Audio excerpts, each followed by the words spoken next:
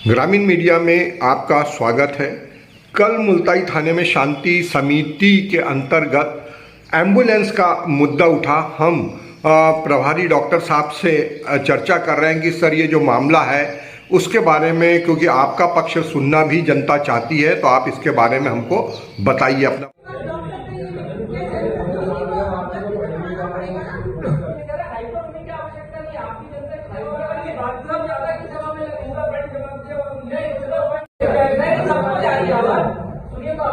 आप एकदम हाइपर हो गए। आपसे सिर्फ ये बात पूछ रहे थे कि ऐसी समस्या है जो एम्बुलेंस के पास चालू क्यों नहीं है, उसका आपको स्पष्टीकरण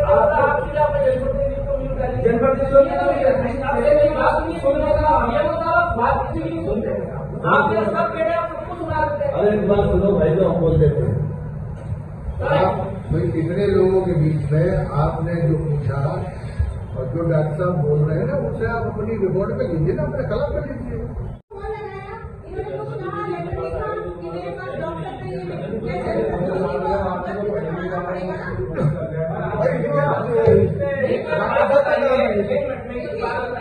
आज अपन थाने में बैठक में बैठे कि ऐसा थाना चलाना है। अगर मुद्दाई नगर की सुरक्षा को लेकर कोई विषय रहता है तो यही सामने शांति समिति की बैठक बुलाएगी। आज में जनता को सहयोग मांगा है, आज में चर्चा कर रहे हैं, चर्चा से रास्ता निकलता है। आपने अभी तक कभी इस बात की चर्चा न किसी जनप्रतिनिधि से करी, न कभी किसी विषय में बातचीत लाई।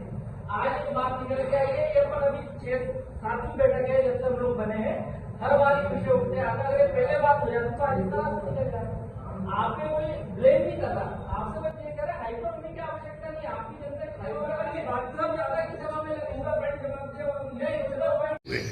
मेरा नाम डॉक्टर अभिनव शुक्ला है। मैं वर्तमान में खंड चिकित्सा अधिकारी मुल्ताई के पद पर पदस्थ हूँ। कल नगर शांति समिति की बैठक थाने में रखी गई थी, जिसकी किसी प्रकार की आधिकारिक या व्यक्तिगत सूचना मुझे नहीं मिली थी।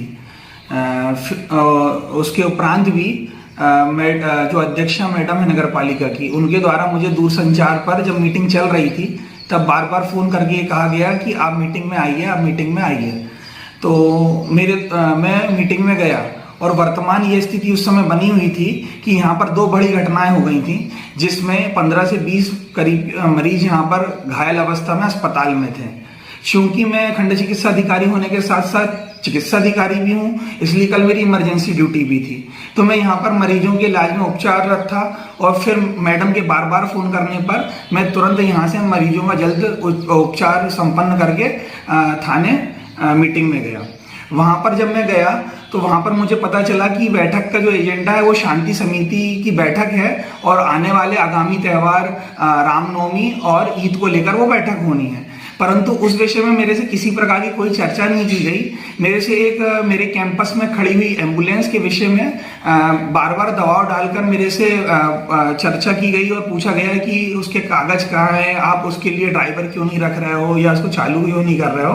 तो मेरे द्वारा उनको स्पष्ट रूप से बस इतना कहा गया कि मैडम ये जो विषय है ये हमारी रोगी कल्याण समिति का विषय है, जिसकी पूर्व में हमारी रोगी कल्याण समिति की बैठक में माननीय विधायक महोदय की अध्यक्षता में जिसके ऊपर चर्चा हो चुकी है। वर्तमान में यह यथास्थिति इस एम्बुलेंस की जो हमारे कैंपस में खड़ी है उसकी यह है कि इसके किसी प्रकार के कागज हमारे पास हमारे कार्यालय में संधारित नहीं है, तथा साथ में हम एज अ खंड चिकित्सा अधिकारी मेरे पास शासन के किसी प्रकार के कोई निर्देश या किसी प्रकार की कोई ऐसी शक्ति प्रदत्त नहीं है जिससे मैं किसी ड्राइवर को रख सकूं या किसी गाड़ी में पेट्रोल डीजल डाला सकूं या उसका खर्चे का वहन कर सकूं। सर ये विधायक निधि से मिली थी ना? जी हाँ, ये जो मुझे अभी तक सूचना मिली है ये मेरे कार्यकाल के काफी पहले, आज से 7-8 साल पहले विधायक जी द्वारा प्रदत्त की गई थी। उसके शासन के स्पष्ट निर्देश किसी भी प्रकार के नहीं है।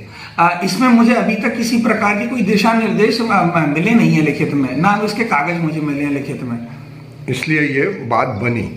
बात बनने का महोदय जी ऐसा है कि अगर मैं मान भी लूं कि वो एम्बुलेंस के पूरे कागज वगैरह संपन्न हो जाए, वो चालू हो जाए उसके बाद भी मेरे पास किसी प्रकार की शासन द्वारा ऐसी शक्ति प्रदत्त मुझे नहीं है कि जिससे मैं किसी व्यक्ति को उसकी ड्राइविंग के लिए रख सकूं या फिर उसके पेट्रोल का खर्चे का वहन कर सकूं। मेरे द्वारा सिर्फ इतना अध्यक्ष महोदया को सम्मान विनम्र रूप से कहा गया, परंतु उनके द्वारा पता नहीं क्यों मुझे उनके द्वारा आवेश में आके बार बार मुझे डांटा गया। मैंने उनको बस इतना ही कहा। ठीक है ना सर, हम ये पूरा मामला, क्योंकि आपका पक्ष सुनना भी जरूरी था और ये शासन स्तर का मामला है। मध्य प्रदेश शासन और आदरणीय विधायक जी विशेष रूप से ध्यान दे।